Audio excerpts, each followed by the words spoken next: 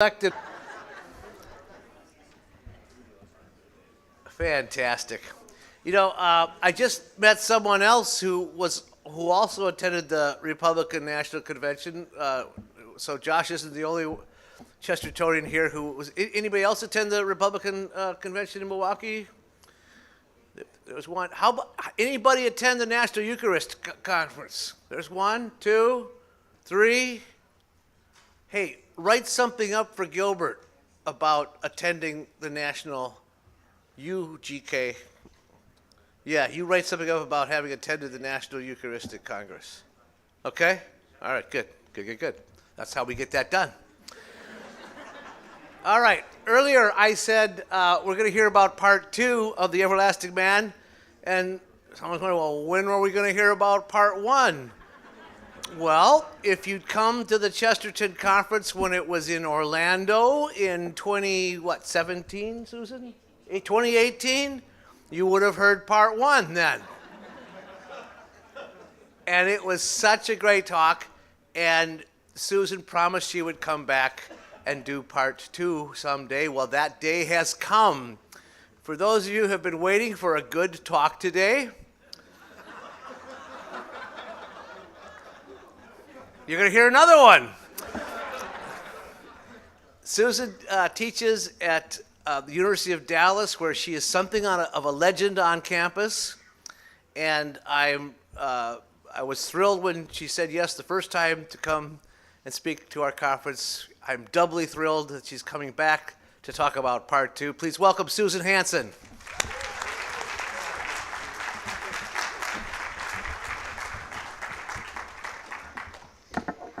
So we are the 2 p.m. crowd just before the break. So it looks to me a little bit like we happy few, we band of brothers. Those of you who have lasted through 5 talks already. And I wanted to start with just 2 advertisements here. Of course, Dale Elquist has just published on Word on Fire a kind of definitive volume of The Everlasting Man with commentary and footnotes. And I've been reading through that. And the important part is that they've given you one of these ribbons, right? And so the ribbon should always go between part 1 and part 2 in the middle of the book, always orienting you to the middle of human history, which is Anno Domini, the Incarnation of the Christ. So you should, the red ribbon is more important than it is in most books, right? Because it's an orientation to the entirety of human history around its center. And I hear that the book discussion, the American Chesterton Society book discussion, is on Everlasting Man, and that they are just launching into the second part of Everlasting Man, which means that I get to kind of provide a hermeneutical key to this entire discussion going forward. So I'm very excited about that. I also just wanted to take a moment to advertise something that a student of mine has been working on for the past couple of years, which I think is absolutely amazing. She has just published in Catholic Heritage, Catholic Homeschool curriculum, a guide to the Ballad of the White Horse. And this is a 100-page student study guide. This will probably take me longer than my lifetime to learn all that she knows about the Ballad of the White Horse. But it has enormous numbers of great activities for students, ideas for the whole curriculum, for essays, for study questions. It's absolutely marvelous. And it goes along with an annotated volume of the Ballad of the White Horse in their treasure trove of poetry collection for Catholic Heritage curricula. And I'll have that around with me at the conference in case anyone wants to take a look at it. If you're interested in memorizing poetry, I know a lot of you must be interested in memorizing poetry if you're associated with the Chesterton Academy schools.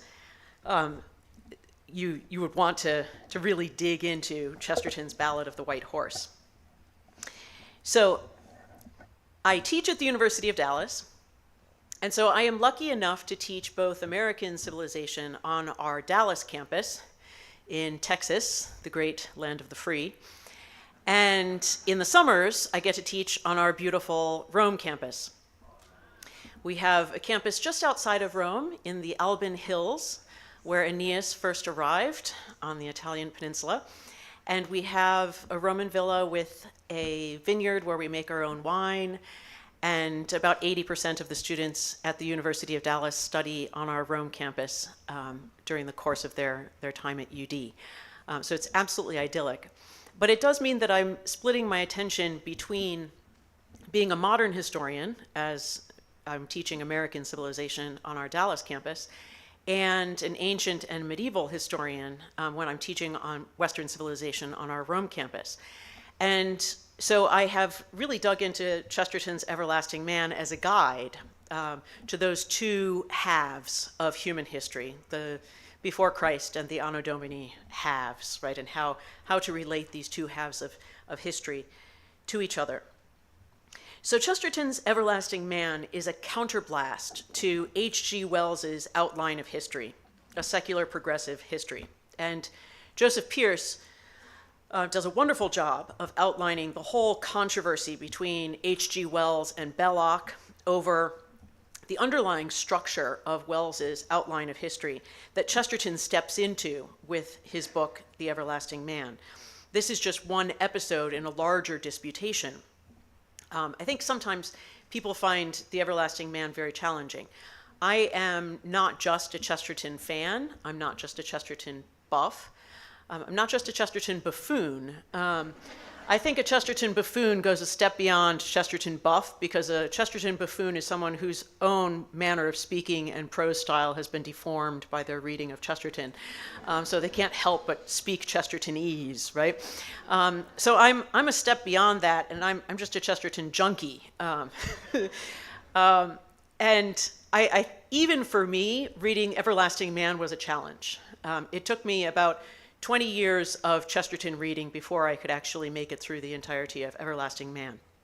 And I want to give you two little suggestions about why it's so hard, so that you know as you're reading it that it's hard because you're stupid. It's not hard because Chesterton's stupid. So the first reason is that in every single chapter of Everlasting Man, Chesterton is taking on one of the modern social sciences. So you have the old liberal arts, the trivium and the quadrivium, grammar, rhetoric, logic, arithmetic, music, geometry, astronomy, right? You have the old trivium and quadrivium that kind of guided the liberal arts. And in the 19th century, those Prussians that we heard so much about yesterday, those German dons that Belloc disapproves of so much, those German PhDs took the liberal arts and transformed them into the social sciences. And the fundamental assumptions of almost all of the social sciences are anti-tradition, anti-Christian. And so Chesterton is very aware of this, and while he has a coherent narrative through his book, he's also serially killing, serially taking down the fundamentals of the science of comparative religion, the fundamentals of the science of anthropology, the fundamentals of the science of political economy, the fundamentals of the science of art history, right? He's sort of taking these apart.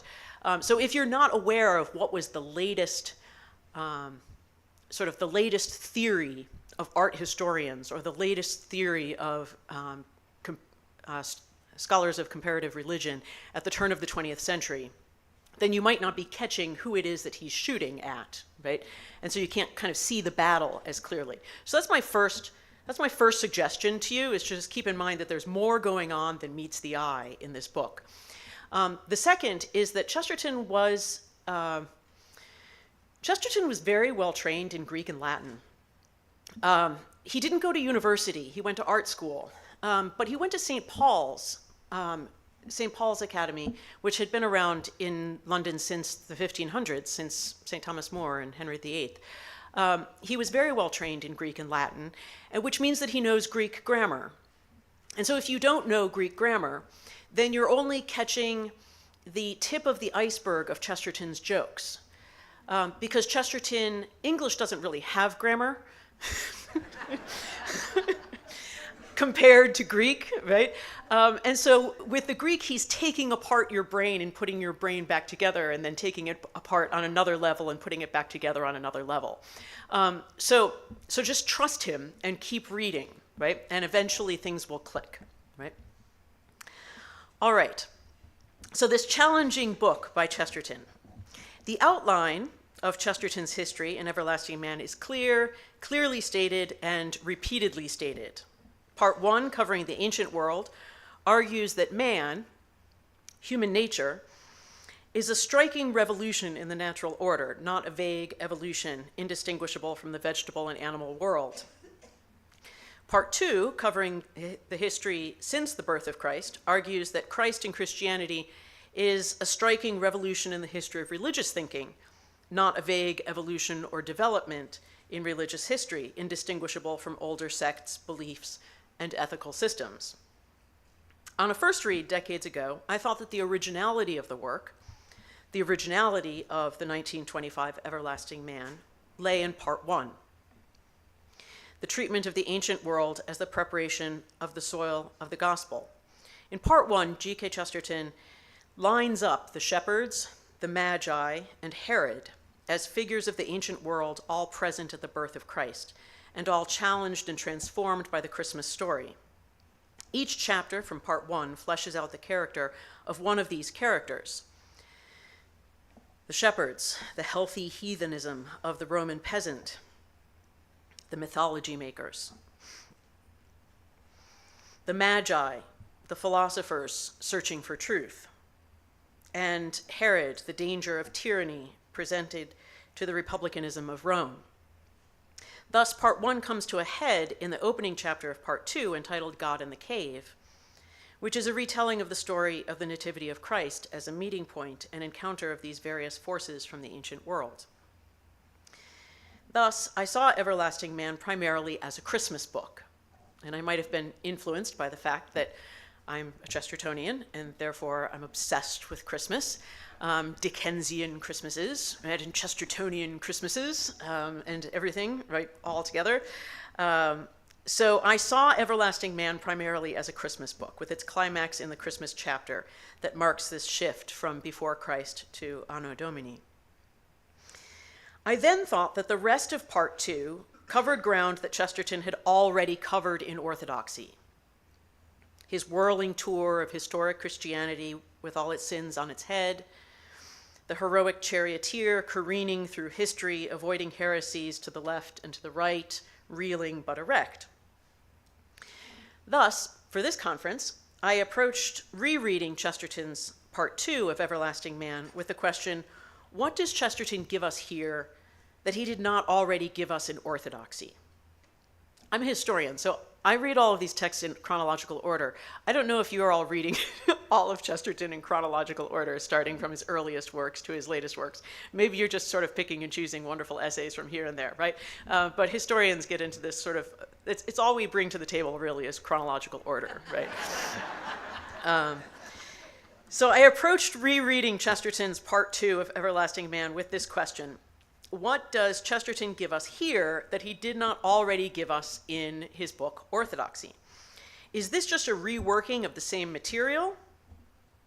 That's a Chesterton habit, right? That's a very Chestertonian journalistic habit, reworking old material and sometimes reworking it even better the second or third or fourth time around in some obscure essay that you've never heard of, but Dale Alquist has.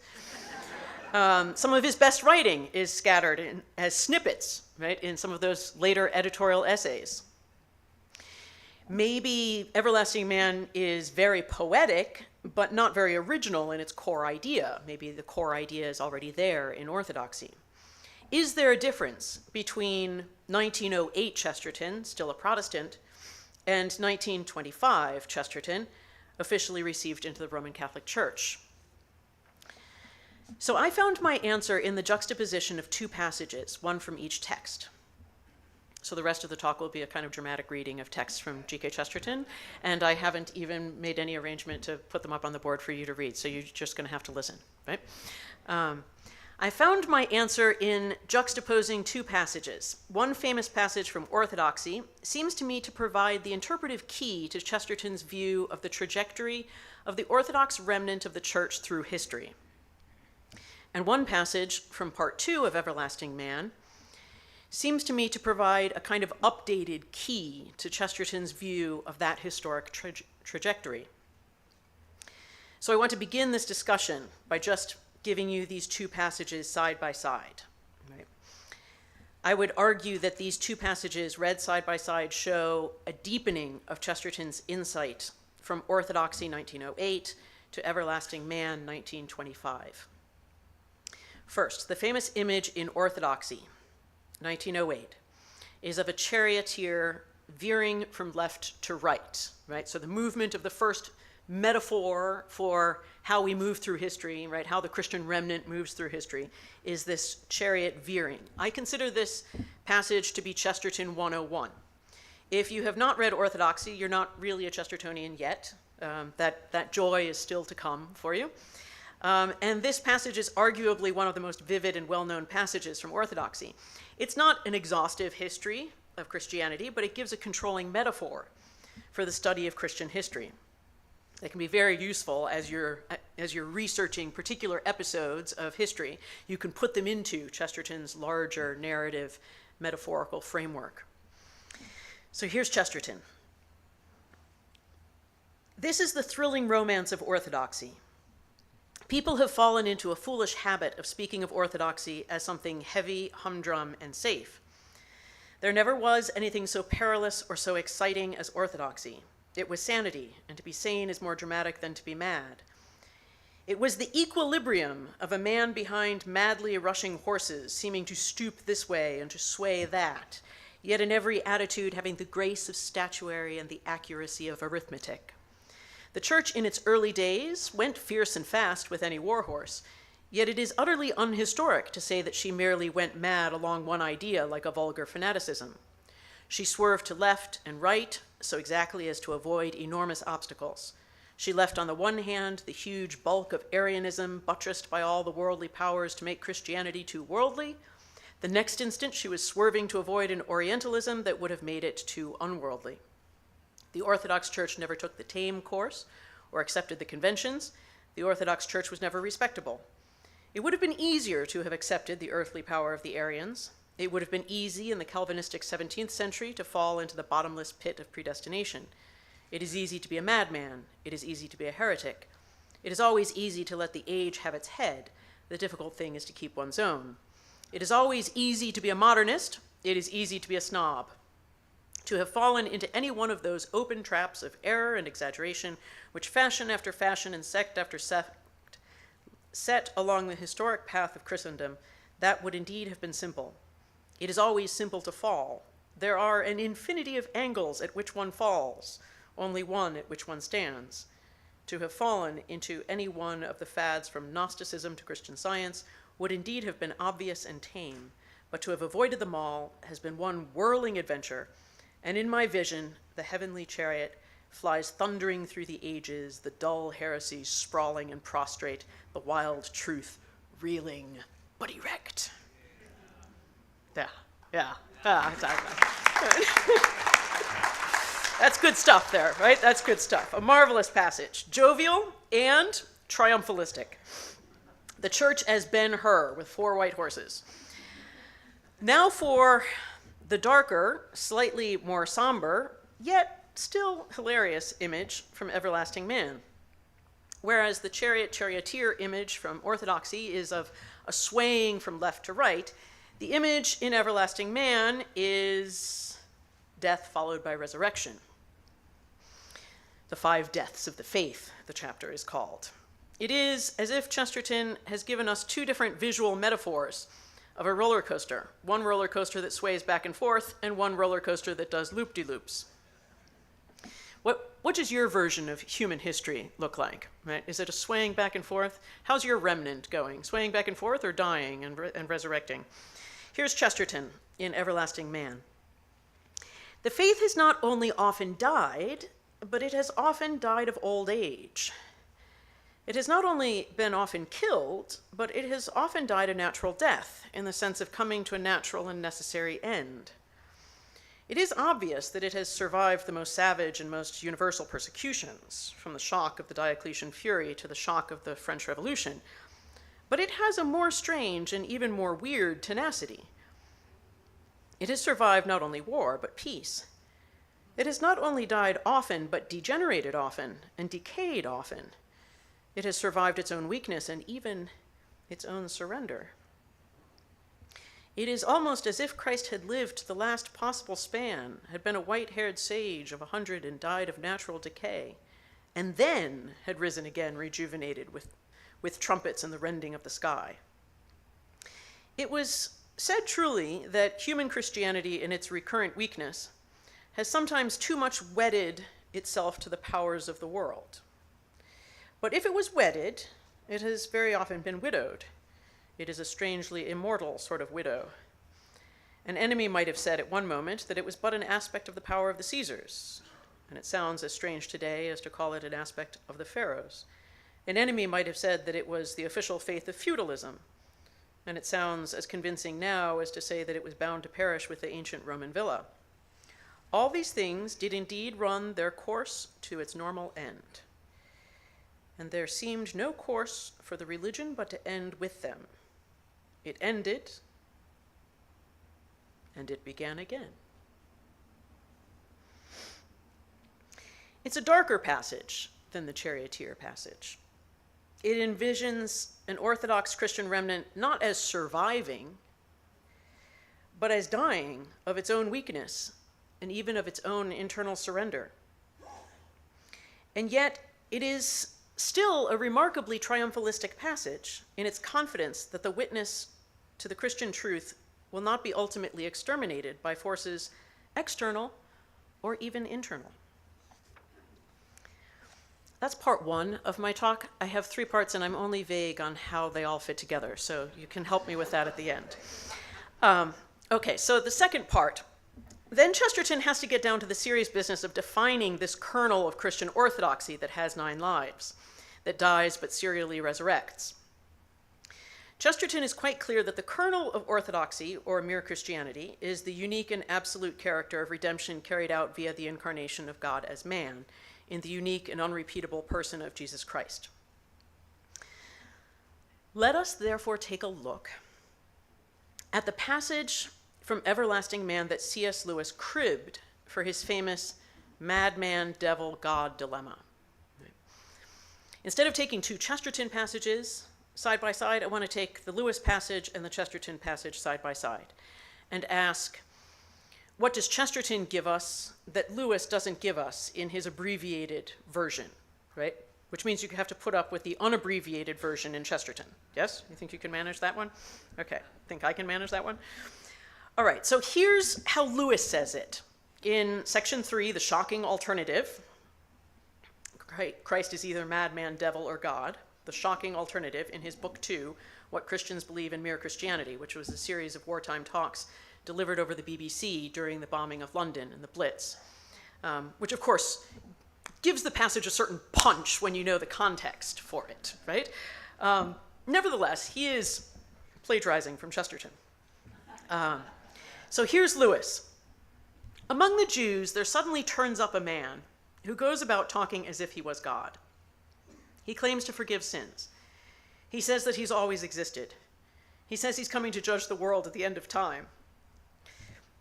What this man said was quite simply the most shocking thing that has ever been uttered by human lips. Yet, and this is the strange, significant thing, even his enemies, when they read the Gospels, do not usually get the impression of silliness and conceit. Still less do unprejudiced readers. Christ says that he is humble and meek, and we believe him, not noticing that if he were merely a man, humility and meekness were the very last characteristics we could attribute to some of his sayings. I'm trying here to prevent anyone saying the really foolish thing that people often say about him. Quote, I'm ready to accept Jesus as a great moral teacher, but I don't accept his claim to be God, unquote. That is the one thing we must not say. A man who is merely a man and said the sort of things that Jesus said would not be a great moral teacher.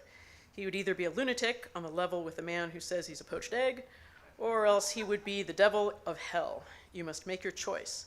Either this man was and is the Son of God, or else a madman, or something worse. I always feel like there's something very British, very Anglican about Lewis, that he sometimes says the devil, but then sometimes he sort of can't bring himself to say it. The madman, or something worse. You can shut him up for a fool, you can spit at him and kill him as a demon, or you can fall at his feet and call him Lord and God. But let us not come with any patronizing nonsense about his being a great human teacher. He has not left that open to us. He did not intend to. Okay, that's Lewis on the madman, devil, God alternative, right? Here's Chesterton, Chesterton's original. It's 3 paragraphs long. Think you can do this with me? Yeah, you're willing to do that much Chesterton with me from second half of Everlasting Man? This comes from the chapter entitled The Strangest Story, which I do think is the most beautiful chapter of part 2. I'm going to take my stand on that one as the most beautiful chapter. Obviously, the end of the Riddles of the Gospel is the most beautiful single short line or passage. We'll get to that. But I think as an entire chapter, that Strangest Story is incredible. So here is Chesterton starting from one passage of Scripture. The passage of Scripture about the lilies of the field. And why take ye thought for raiment, says the King James Version of the Bible. And why take ye thought for raiment? Consider the lilies of the field, how they grow. They toil not, neither do they spin. And yet I say unto you that even Solomon in all his glory was not arrayed like one of these. Wherefore, if God so clothe the grass of the field, which today is, and tomorrow is cast into the oven, shall he not much more clothe you, O ye of little faith? O ye little faith. So he launches from that scriptural passage, right, in order to make his argument that Jesus Christ is God. Okay. Don't know if you've ever started there. If you've ever thought that that's where you would begin, but that's where Chesterton begins. Well, he's a writer. He starts from how he writes. He says, even in the matter of mere literary style, if we suppose ourselves thus sufficiently detached to look at it in that light, there is a curious quality to which no critic seems to have done justice. It had, among other things, a singular air of piling tower upon tower by the use of the a fortiori, making a pagoda of degrees like the 7 heavens. I had already noted that almost inverted imaginative vision that pictured the impossible penance of the cities of the plain.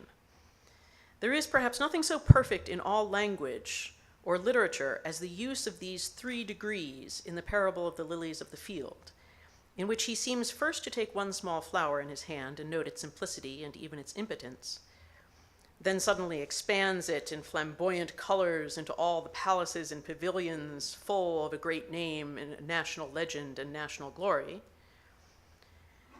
and then, by yet a 3rd overturn, shrivels it to nothing once more with a gesture as if flinging it away. And if God so clothes the grass that today is and tomorrow is cast into the oven, how much more? It is like the building of a good Babel tower by white magic, in a moment and in the movement of a hand. A tower heaved suddenly up to the heaven on top of which can be seen far off, higher than we had fancied possible, the figure of man, lifted by 3 infinities above all other things, on a starry ladder of light logic and swift imagination. Merely in a literary sense, it would be more of a masterpiece than most of the masterpieces in the libraries. Yet it seems to have been uttered almost at random while a man might pull a flower.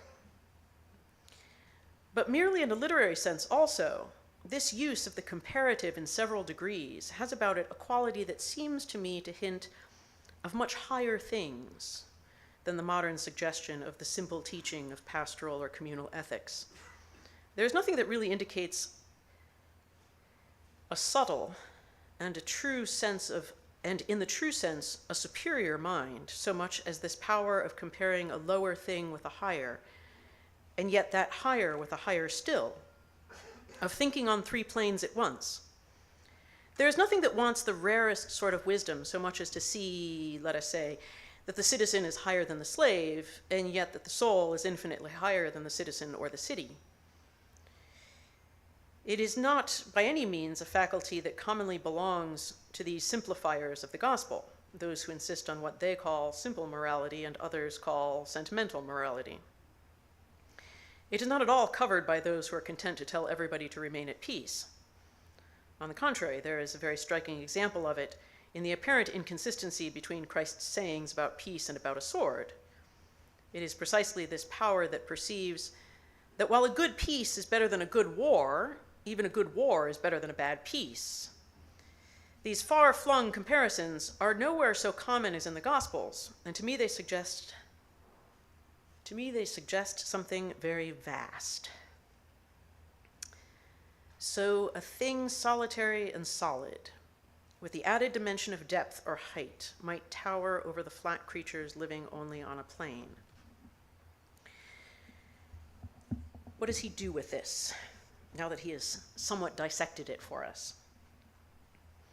This quality of something that can only be called subtle and superior, something that is capable of long views and even of double meanings, is not noted here merely as a counterblast to the commonplace exaggerations of Christ's amiability and mild idealism. It is also to be noted in connection with that more tremendous claim to divinity, touched on at the end of the last chapter.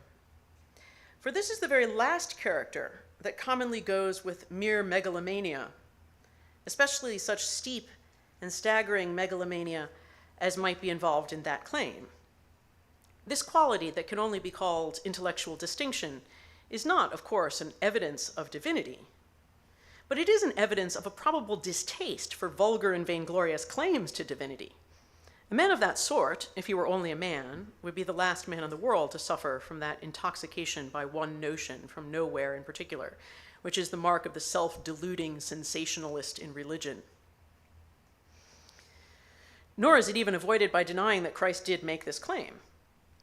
Of no such man as that, of no other prophet or philosopher of the same intellectual order, would it be even possible to pretend that he had made it. Even if the church had mistaken his meaning, it would still be true that no other historical tradition except the church had ever even made the same mistake. Mohammedans did not misunderstand Muhammad and suppose he was Allah. Jews did not misinterpret Moses and identify him with Jehovah. Why was this claim alone exaggerated unless this alone was made? Even if Christianity was one vast universal blunder, it is still a blunder as solitary in history as the Incarnation. The purpose of these pages is to fix the falsity of certain vague and vulgar assumptions, and we have here one of the most false. There's a sort of notion in the air everywhere that all the religions are equal, because all religious founders were rivals, that they are all fighting for the same starry crown. It is quite false. The claim to that crown or anything like that crown is really so rare as to be unique. Muhammad did not make it any more than Micah or Malachi. Confucius did not make it any more than Plato or Marcus Aurelius. Buddha never said he was Brahma. The truth is that in the common run of cases, it is just as we should expect it to be. The greater a man is, the less likely he is to make the very greatest claim. Outside the unique case we're considering, the only kind of man who ever does make that kind of claim is a very small man, a secretive or self-centered monomaniac. Nobody can imagine Aristotle claiming to be father of the gods, although we might imagine the insane Roman emperor like Caligula claiming it for himself. Nobody can imagine Shakespeare talking as if he were literally divine, though we might imagine some crazy American crank finding it in a cryptogram in Shakespeare's works. It is possible to find here or there human beings who make this supremely superhuman claim. It is possible to find them in lunatic asylums, in padded cells, possibly in straitjackets. The type we know as tinged with this, or tending towards it, is a diseased and disproportionate type, narrow yet swollen and morbid to monstrosity. A delusion of divinity can be found, not among prophets and sages and founders of religions, but only among a low set of lunatics. But this is exactly where the argument becomes intensely interesting, because the argument proves too much. For nobody supposes that Jesus of Nazareth was that sort of person. No modern critic in his 5 wits thinks that the preacher of the Sermon on the Mount was a horrible half-witted imbecile that might be scrawling stars on the walls of a cell. No atheist or blasphemer believes that the author of the parable of the prodigal son was a monster with one mad idea like a cyclops with one eye. Upon any possible historical criticism, he must be put higher in the scale of human beings than that. Yet, by all analogy, we have really to put him there, or else in the highest place of all. So that's part 2. What is this little Orthodox remnant of Christianity that has 9 lives through history? It's the Orthodox remnant that is holding on to the uniqueness and absoluteness of the person of Jesus Christ as God incarnate in man, who has redeemed us once and for all. Now, this part 3 is very short. I've packed into it everything I had to say. So it's a little bit, this is a monstrous ending. But maybe it will provoke, see how we're doing here on time. Yes, maybe it will provoke some questions. Let's see.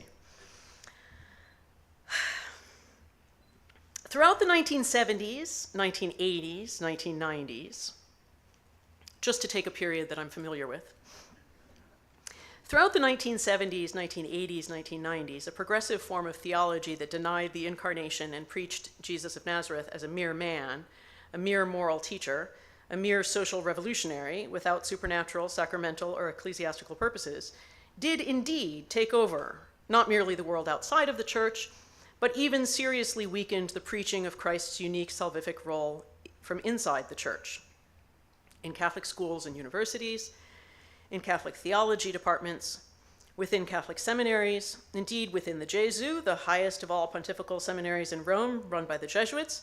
This heresy was a commonplace. Should I have said was? Whether it was liberation theology, or false ecumenism, or a full-blown love affair with Teilhard de Chardin and the idea that all is progressing, just as much as H.G. Wells was in love with the idea of progress.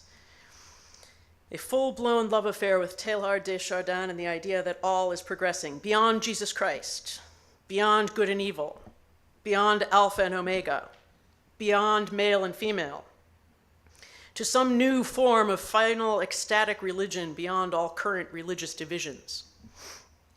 This was the air that Catholics liturgically breathed. And then came, as Chesterton might put it, or sane and sweet and sudden as a bird sings in the gray, the truth out of Tusitala spoke, and darkness unto day. And then came, in the year 2000, Dominus Jesus by John Paul II, and Cardinal Ratzinger, a document from the Congregation for the Doctrine of the Faith, the latest resurrection.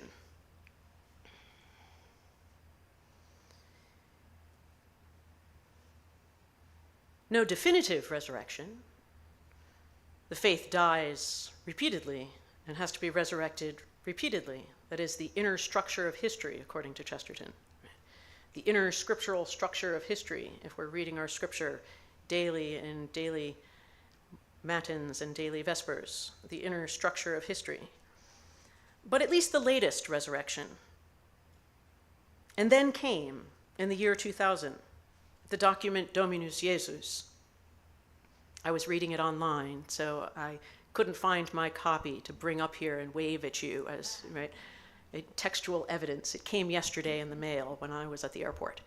It was my primary prop here, Dominus Jesus. If you don't have a copy, run off to Amazon and buy one now. And then came, in the year 2000, Dominus Jesus by John Paul II and Cardinal Ratzinger, asserting in the most sober, matter-of-fact, mild, and congenial language that the incarnation of God as man in the person of Jesus Christ is a unique and absolutely universal salvific event.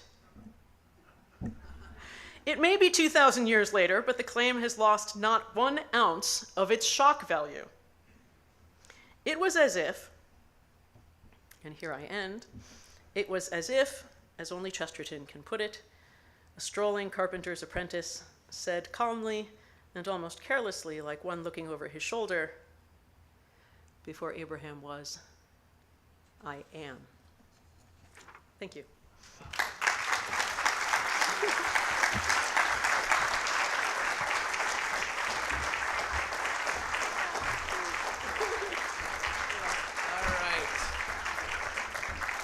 Before we take any questions, I want to give you something, okay?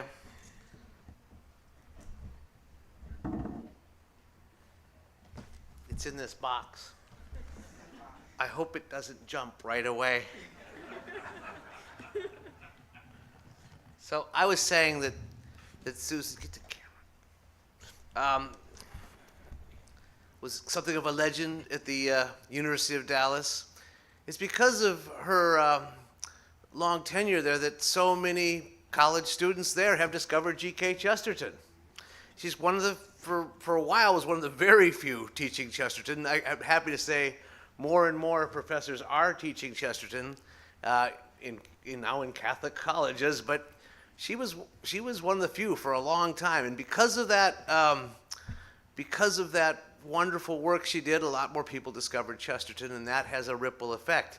So now they're all teachers at the Chesterton. Exactly. You didn't know it at the time, but you were sending them to us. But we want to honor you for that. We're going to give you an award called the Outline of Sanity Award. You're the recipient of it this year, so please congratulate Susan.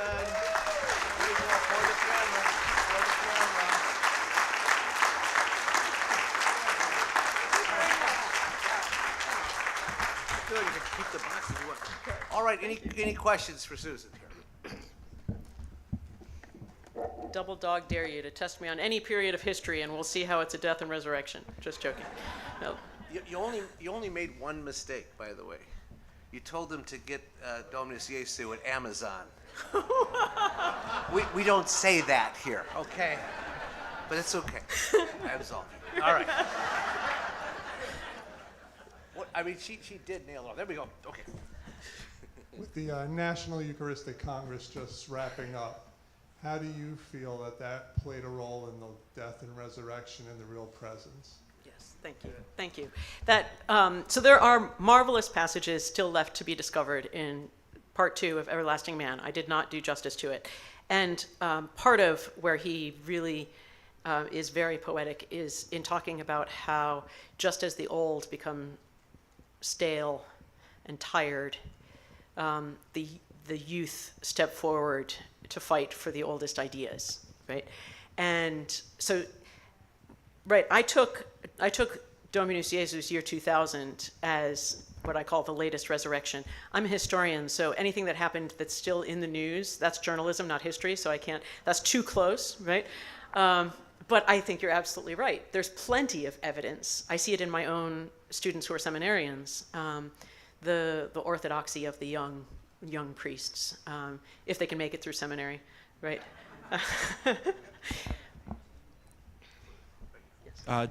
Hearing the conversation about resurrection makes me think of the resurrection of Rome from 1929. Do you teach that at all while you're in Rome? And then secondly, have you read that kind of side by side with the passage that you just shared from the Everlasting Man? I have not. Both The Resurrection of Rome and his book on Jerusalem are books that I still need to get through. I have sat on the steps of Santa Maria Naracelli in Rome, which is where you're supposed to sit to contemplate the decline and fall of Rome. And I suppose if you're Chesterton, where you should sit to contemplate the decline and fall and resurrection of Rome. So I have sat there with that book, reading through 1, 2, 3 chapters, but I haven't conquered the whole book yet. As you can kind of tell, I don't like to think about a book until I can see the whole, sort of like architectonic look at the whole text, because I suspect that Chesterton, like Dickens, is working on that level, and so That's why I always just say, if you're not understanding Chesterton, read him faster. Because he has a magnificent point, and you probably just haven't gotten to it yet. He's just lining it up and lining it up and preparing it and preparing it, and lining it up and lining it up, right? And you haven't gotten to it yet, but don't stop. Whatever you do, go forward, right? So yes, those two books. If we don't have an escalation of hostilities in the Middle East, then in August I'm going to be going to Jerusalem. So that will also be in my suitcase, Chesterton's book on Jerusalem. So. Just to clarify, Susan, because someone else was wondering, when you teach at Rome in the summer, that's not Rome, Georgia, right? Okay. Not Rome, Georgia, not Rome, New York. Okay, the good. real Just thing. want to make sure. All right. Anybody else? All right. Thank you very much. Thank you very much. You are welcome. Thank you so much for the opportunity. This is. I have one other thing I need to tell you about. I'm going to give you a little piece of paper here. We've got a student who's just graduated. We're good.